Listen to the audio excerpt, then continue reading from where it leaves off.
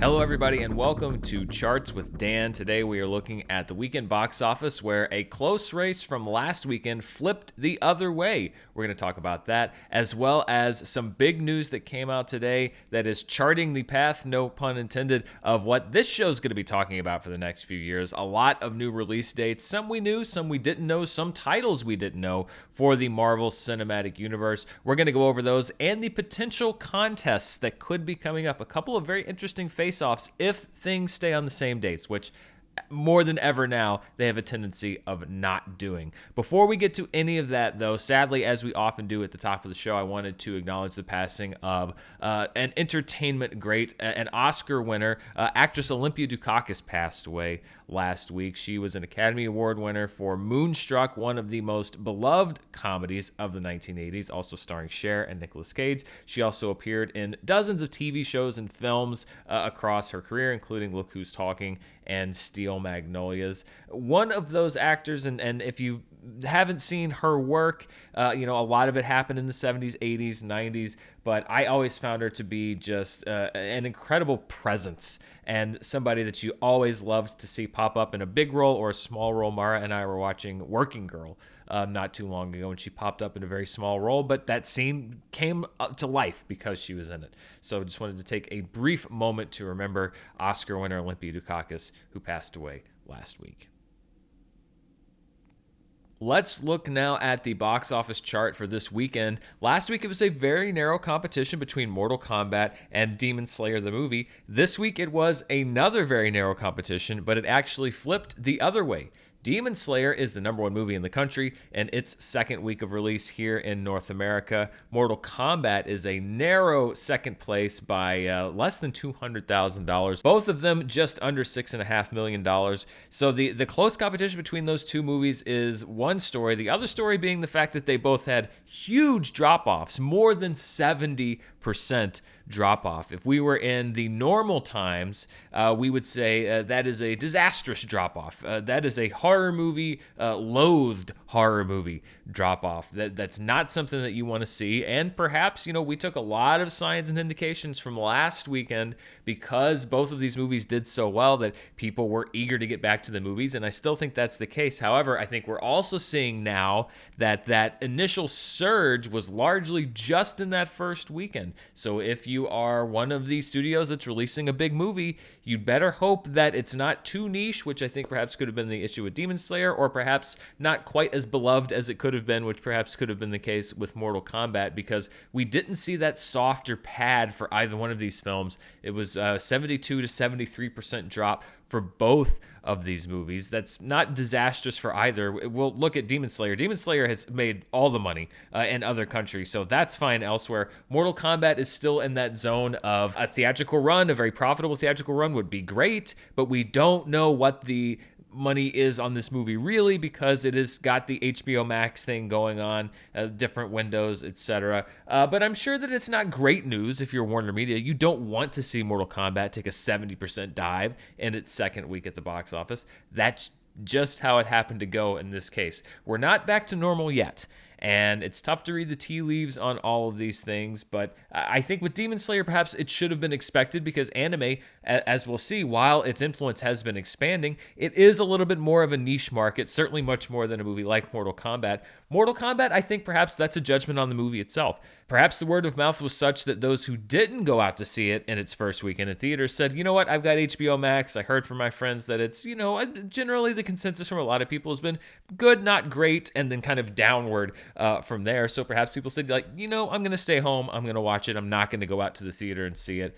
But a very interesting story between these two films continues. In third place is Godzilla vs. Kong, followed by Separation, which is a new horror movie that was also not beloved by audiences or critics. And then Raya and the Last Dragon. It just nudged out Nobody in its ninth week. So Raya and the Last Dragon remains in the top 5. Let's look at where Demon Slayer now stands as far as all-time anime grosses here domestically. And you can see that after just 2 weeks of being in theaters, Demon Slayer is now the third highest grossing anime film of all time. It has topped Dragon Ball Super Broly, which came out just a few years ago, and it is now only trailing the 2 Pokemon movies. Now, I think that it's possible, although we'll see how it does this week if the drop-off continues. It's possible that it overtakes Pokemon the movie 2000.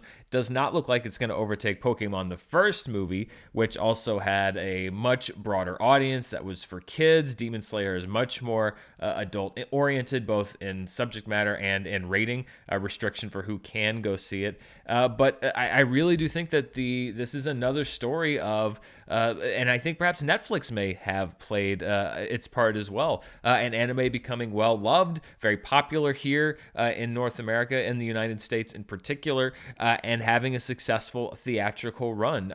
FYI, and I talked about this on my first live show, which happened last Thursday. We'll be doing another edition here this Thursday. I started watching Demon Slayer after doing all this news about the movie. I started watching it on Netflix. I'm really, really enjoying it. I'm going to try to get through it as fast as I can, although with scheduling, etc., to get through 26 episodes and then the movie, I want to get finished because I'm worried if this drop-off continues that it's going to be harder and harder to get screen times for the movie. But my plan is to finish the first season. I'm getting close to halfway through, and then go see the movie and do a full review here on the channel. But I'm liking it so far. So perhaps there will be a bit more of a steady stream of people going to the movie that perhaps saw the news about Demon Slayer last week, are now catching up on the show, and like myself, and then are going to go see the movie. I'm going to try to get it before it leaves theaters, so stay tuned. Hopefully soon there's going to be a full review of Demon Slayer, both the first season of the TV show and the movie, coming to this channel very soon. Speaking of Demon Slayer, I said that its financial performance here, it's really just the cherry on top of the sundae. There is a race going on for the highest grossing movie of the year 2020, last year, not domestically, but worldwide. Now, depending on where you read, and this is where it gets tough because reporting varies from outlet to outlet, it is tough to find consistent figures as far as what the international numbers of a movie are, at least in real time. They usually tend to settle over time. Some outlets have projected and said that Demon Slayer is already the highest grossing movie of 2020. I have to just kind of pick and choose my sources. The sources that I looked at, and this even changed from last week, because I have to just kind of try to pick one consistent source. The source that I use, which is the website The Numbers, has Demon Slayer currently just behind the 800 as the highest grossing film of 2020. However, I think that it's likely that it already is, or is definitely going to soon be, the number one film. So as we sit here today, Demon Slayer probably is the number one film of 2020, and I'm betting that this chart is going to reflect that next week. The point of the matter is that it had an incredible run at the box office last year in Japan and elsewhere, and its release and success here in North America has put it over the top, and it is going to go down in the record books as the highest grossing movie worldwide of a very, very strange year in 2020. Something else to look at, from the giant stage of the world to the top per theater average of this past weekend. I mentioned that it was a huge drop-off. Demon Slayer by far had the highest per theater average last week. This week it was neither Demon Slayer nor Mortal Kombat, but it was another beloved cult classic, and that is Scott Pilgrim vs. the World.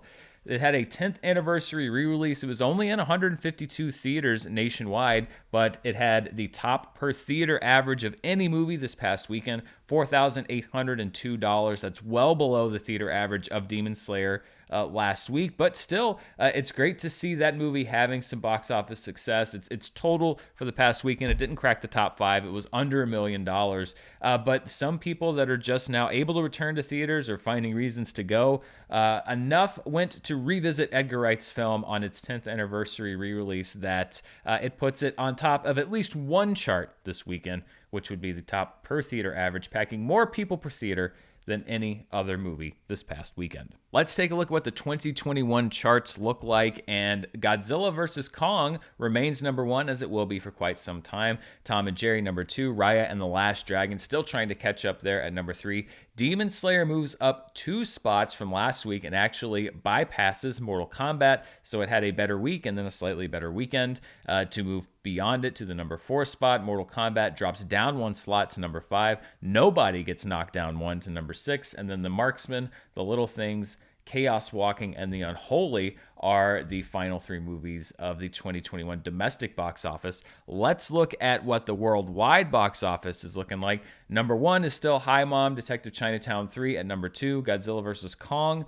over $415 million at 3. A Writer's Odyssey and Sister at 4 and 5. Some of these Chinese numbers were a little difficult to come by, so you may see these fluctuate. Endgame is there at 6. Raya and the Last Dragon and Tom and Jerry really jockeying for position at 7 and 8. Boonie Bears the Wildlife at number 9. And then this week, Evangelion 3.0 plus 1.0 resumes its spot there at number 10. It had dropped out of the top 10 and now is back in the top 10. So we may see it drop in and out depending on how a lot of these other movies look. We'll see if Mortal Kombat does enough to break into this list. But Evangelion back on the top 10 for 2021. And finally, let's look at the domestic numbers for the top movies of the last calendar year, the last 365 days. I think we might keep doing this past the pandemic because it's just kind of interesting to see a different metric, not just calendar year 2020 or calendar year 2021, but movies that have come out within the last year. This will be a rolling thing. So as we get to the point where it's been a year since Tenet came out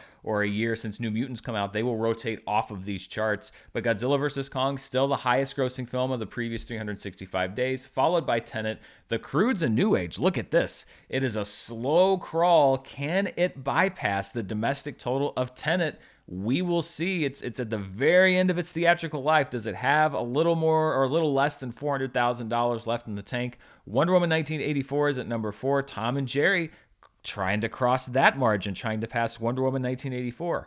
Raya and the Last Dragon at number 6. Demon Slayer moves up 3 slots from last week to number 7. Mortal Kombat at number 8. The New Mutants drops down 2 spots. Nobody drops down 1 spot. But I think that we're going to see those two flip-flop. Nobody's not quite in danger of being knocked out just yet, I don't think, because it will pass the New Mutants theatrical gross sometime this week, more than likely. Movie fans everywhere woke up today, not just to the news of what happened at the box office this past weekend, but what is going to be happening at the box office on many weekends coming up in the future. And that is because Marvel Studios released a video today, half a celebration of their past and half a look forward at their future. The focus of this video was very clear. It was to get people excited about going back to the movies. It said, "See you at the movies." It featured the crowd reaction from the On Your Left moment from Avengers Endgame. It was very much about getting people back into the theaters. Kind of ironic considering that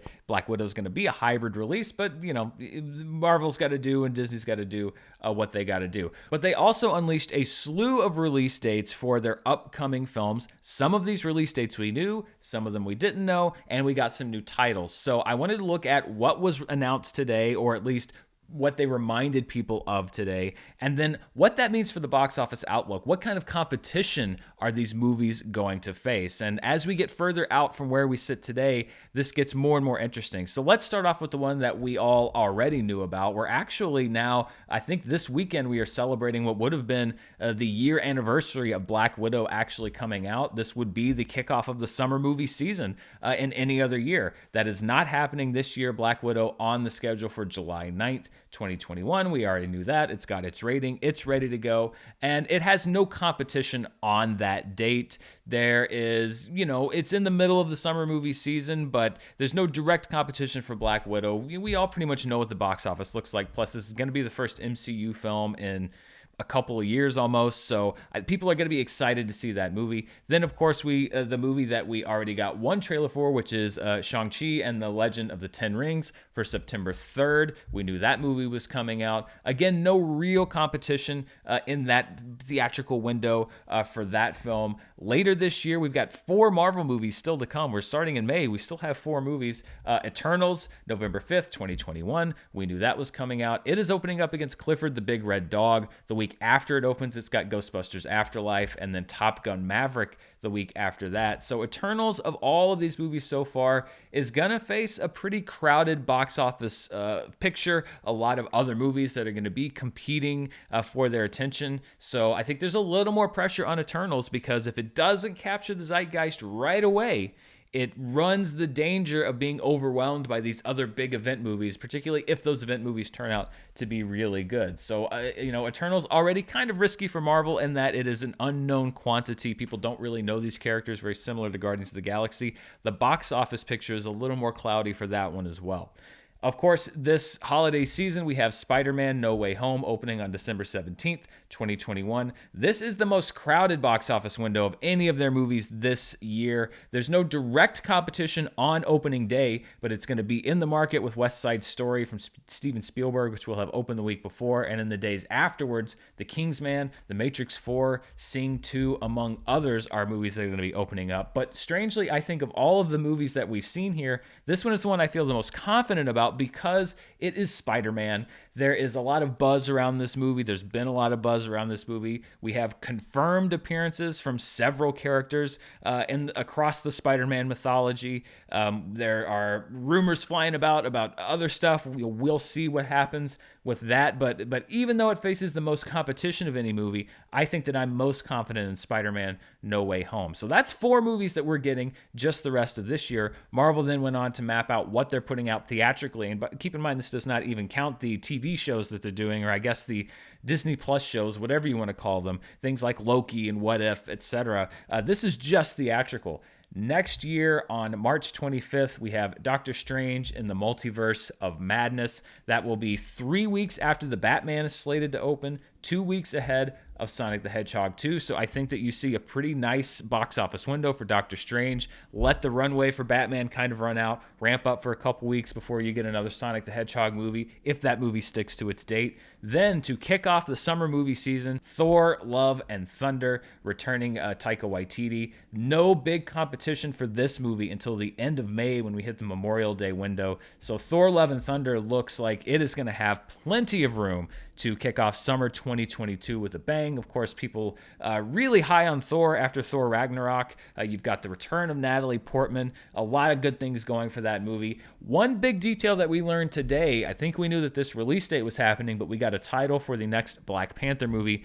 Black Panther Wakanda Forever is opening in the heart of the summer movie season, July 8th, 2022. Next summer, this is the first real intelligence we've gotten about this movie. Sadly, it had to be retooled following the tragic loss of Chadwick Boseman. So we don't really know much about the movie, but we now have a title, one that talks about the legacy of Wakanda, probably the legacy of the Black Panther character. This is 1 week after Minions: The Rise of Gru opens, 1 week before Fantastic Beasts 3 is set to open. And this is where I think somebody's going to blink. Fantastic Beasts 3 is a very high-stakes movie for Warner Media. You have a lot about it. You've got the recasting of Grindelwald.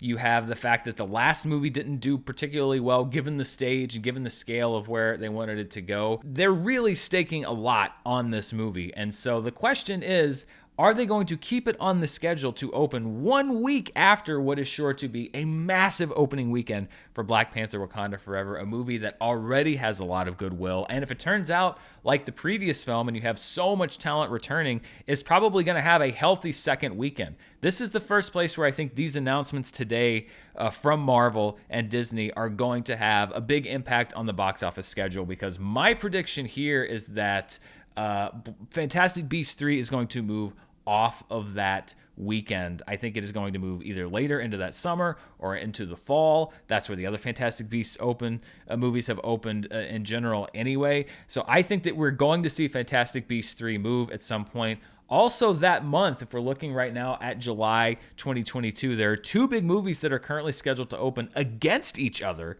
later that month. That's Black Adam and the 5th Indiana Jones movie. I think the 5th Indiana Jones movie, probably of the 2, may also move. It's just hard to believe that they would open those two massive movies up against each other. I think it's more likely that Indiana Jones moves, but we will see. But the big one being Fantastic Beasts 3, I think that this announcement that the sequel to Black Panther is coming out, as I mentioned, on July 8th, 2022, I think you're going to see, maybe not soon, but at some point, an announcement that Fantastic Beasts 3 is going to be moving to a different part of the movie schedule. Something else that we knew generally was going to happen was a second Captain Marvel movie, but it is going to be called The Marvels. It's coming out November 11th, 2022, and it will reportedly feature not only Captain Marvel, Brie Larson, but also Miss Marvel, who is a character that's being established in her own Disney Plus series. I'm betting we're going to see Tiana Paris's Monica Rambeau, now superpowered thanks to WandaVision. They already set her up basically to have a reunion with Carol Danvers at the end of that series. Looking at the current schedule, this is the biggest Who's Gonna Blink matchup of all of them. Right now, November 11th, 2022, this movie is set to open 1 week after the date that DC's The Flash currently occupies. If neither one of these blinks, then this is the closest that we'll have gotten cinematically to a DC Marvel head-to-head matchup, because we'll have The Flash on November 4th and the Marvels on November 11th. Now, the big question being, is this going to come to pass? Remember, for quite some time, there was a release date clash between Batman v Superman and Captain America Civil War, and Batman v Superman ended up leaving that date and going into the spring. Are we going to see something similar with The Flash? My guess is yes, and it's for the same reason. Number one, it's the same studio, Warner Media. They have a lot invested in this. They need their franchises to work, and they need to give them the best possibility to succeed. There's room in the schedule for them to move The Flash to early 2023, in my opinion. You got the Shazam sequel hitting that summer. I think you can put it somewhere in the early spring. Give it a little more room to breathe. Give the movie a little more time to get developed, to get filmed, to do special effects, etc. I know this movie's been pushed back and back and back, but I don't see Marvel blinking, considering that they just announced this date today. I think we're going to see The Flash move into spring 2023, and then we'll get 2 DC universe films with both The Flash and the sequel to Shazam that same year. Maybe I'm wrong. I just don't know why you would put 2 films of this caliber in such close proximity. Of course, Marvel knew that Warner Media had camped out this date, and they don't really care. They're going to put their movies where they want to put their movies. The ball's kind of in Warner Media's court. Speaking of 2023, we got a couple of announcements for 2023. In February 17th, 2023, the previously announced Ant-Man and the Wasp: Quantumania will hit theaters. And then to kick off summer movie season 2023, Guardians of the Galaxy Volume 3 officially has its release date, with James Gunn returning in his capacity as writer-director. And then they threw in just a reminder that there is going to be a Fantastic Four movie with no date, but some have speculated perhaps that means it is going to be on the schedule in 2023. Personally, I find it hard for them to resist putting the movie Fantastic Four out in 2024. Maybe they have something else in mind. Perhaps they're going to do it. There's plenty of other things they could throw out there. We still have a Deadpool 3, whether that's going to be in the MCU or not. Who knows? We still have Blade on the schedule. There's a Captain America movie in development that was not dated. So there's plenty of stuff that could go into the latter part of 2023. We just don't know yet exactly what that's going to be. So like I said, a lot of this stuff we knew, but this cements into place a lot of what Marvel has planned. And of course, I'm sure that there will be some changes and some adjustments, some surprises along the way. This is not even to mention anything that's going on with Disney Plus, and who knows what they're cooking up that's going to tie in, that could change the complexion of some of these things. But it's fun for once to be talking about release dates and not movies that are changing, or at least not changing due to real world events. Like, this is, to me, a return to something familiar, which is just looking forward to life as a movie fan, and not just Marvel movies, but just movies in general. This really does feel like a kind of planting a flag in this era of saying, we are finally emerging from this thing, and here's something to look forward to. Here's something for you to kind of latch your expectations to, because we're gonna get back to normal, and here's proof. Here's 800, not quite, several Marvel release dates to look forward to. I don't know. It was a bit of a breath of fresh air for me, something new to talk about, and something to look forward to.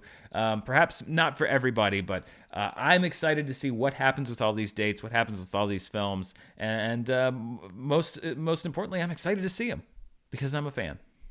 Why don't we go from looking forward to looking back, and let's take a look at the box office flashback, and we're going to return to a very important date in the history of Marvel, and a very notable date in the history of movies, at least domestically. This past weekend, the 18th weekend of the year, May 4th through 6th, 2012, Marvel's The Avengers shattered the opening weekend box office record with over $207 million. It was the culmination of phase one of the MCU. Really, the proof of concept, the final execution of this experiment that nobody was really sure would work, was a massive worldwide hit. The second place, if you ever want to do bar trivia and they ever ask what was the second place movie the week that Marvel's The Avengers opened, the answer is Think Like a Man. In its third week, made $8.1 million. Week 7 of The Hunger Games, $5.5 million. The Pirates, Band of Misfits, a movie that when I saw the title, I didn't even remember, but it's from the folks that made Chicken Run at $5.5 million. And then in fifth place, The Lucky One in its third weekend with $5.3 million. Zac Efron, still hunky after all these years. Let's take a look at some other notable weekends, and these are all 21st century events because really the first weekend in May has progressively become the unofficial start of the summer movie season. Back in 2000, Gladiator, which would go on to win Best Picture, opened at number 1. In 2002, a decade before the Avengers, Spider-Man opened and set its own new opening weekend record that would later be broken. In 2004, Mean Girls, one of the most iconic comedies, if I can use the I word, if I may there, of the 21st century, topped the box office. And in 2008, Iron Man kicked off this whole thing, the whole thing that this show is about. Perhaps it is a little bit of poetic justice that Marvel would pick this particular time to announce their future plans, because the whole shebang got started this past weekend when Iron Man kicked off the MCU with a $98 million opening. If you want to hear more about Iron Man, you can tune into all my movies this week. We're going to be covering May releases, blockbusters, classics, sometimes a combination of both, and we're starting off with Iron Man, the first film in the MCU. I've already got that written out, and we'll be getting that episode ready for you. So look out for that on Wednesday as we start a month full of looks back at new releases that came out in May. Before we go, as always, I want to look at the streaming charts, what people are watching at home, and let's start with Amazon, where Nobody remains the most requested, rented, bought, you name it, video on the Amazon charts. The premium video on demand is still at number 1, followed by Tom and Jerry, The Courier, and Chaos Walking, all premium video on demand titles. Promising Young Woman is there at number 5. Nomadland, which opened up very conveniently its rental window this week following its big Best Picture win, is number 6 now on the Amazon chart, followed by Raya and the Last Dragon, still available only for purchase. Voyagers, which did not make much of a splash at the box office, is there at number 8. It is now a premium video on demand title. The Croods, A New Age, and News of the World are 2 holdovers that people are still renting. Let's see what people are watching over on iTunes with their Apple devices. And Nomadland is number 1 on this chart. Again, very fortuitous timing. I'm sure there was no planning behind that whatsoever, that people could rent it for the first time the week after it won Best Picture. The Marksman at number 2 on premium video on demand, starring Liam Neeson. At number 3, Percy vs. Goliath, a direct-to-streaming release, followed by Promising a Woman at 4, Nobody at 5. The Kid Detective available for purchase at number 6. Bridge of Spies on sale to buy for $5 at number 7. That's a pretty good deal if you haven't seen that movie. Trigger Point, another direct-to-streaming film at number 8. The Courier at number 9. And then Monster Hunter, a late year film that hit theaters right around Christmas time in 2020, comes back onto the chart at number 10. And let's see what people are watching over on Netflix. First, we'll look at the service as a whole here in the United States. The Mitchells vs. the Machines, which is a new film from Sony Pictures Animation. It's produced by Lord Miller, who have done so many great animated films and live-action films over the last decade. I've heard some great things about this movie. I've heard it's pretty good. I'm going to have to try to clear some time in my schedule to watch it. It is the number 1 movie. Shadow and Bone, a Netflix original, is there at number 2. Things Heard and Seen, another Netflix original movie, is at number 3. Madagascar 3, Europe's Most Wanted, is at 4. The Circle, a Netflix reality series, is there at number 5. Love Happens in the Green Zone, 2 new movies there at number 6 and 7. Coco Melon remains on the chart at number 8. Yasuke, a Netflix original series, is at number 9, followed by another Netflix original series, The Innocent, at number 10. And when we look at just the movie charts on Netflix, The Mitchells vs. the Machines, Things Heard and Seen, Madagascar 3, Love Happens, and Green Zone are all carryovers from the overall top 10. Stowaway, a Netflix original, is at number 6. Your Highness and Dead Again and Tombstone at numbers 7 and 8. The Netflix original Thunder Force is at number 9. And The Little Rascals, which has been hanging around the charts for the last few weeks, is at number 10. And that wraps up our look at the charts for this week. Next week, we will look at whether Guy Ritchie's new film, A Wrath of Man, starring Jason Statham, can make a splash at the box office. I've started seeing some ads for that one. We'll also see how Demon Slayer continues to do, follow all of the movies we've been looking at as well, Mortal Kombat, Godzilla vs. Kong. As we get closer and closer to the resumption of some kind of normal summer movie season, we've got Spiral from the Book of Saw in a couple weeks. And then when we hit that, I was looking at the schedule, when we hit this Memorial Day holiday weekend, from then on out, it is a sprint as far as new movies hitting theaters. I, for one, can't wait. I'm excited to get back to theaters. I am now officially, as of today. It's been 2 weeks since my second shot. I am considered fully vaccinated. I am hoping to get back to the theater this week. Perhaps I'll be able to finish Demon Slayer in time, and I'm very excited to make a return to the movies. I know, and I've seen on social media that a lot of you have been doing the same thing. Please, if you do so, please stay safe. Follow all the guidelines, etc. But it does finally seem like after spinning our wheels forever that we are actually making a return to normal. Let's hope we stay on this same path. Thank you, everybody, for watching. As I said before, stay safe out there, and I'll see you next time.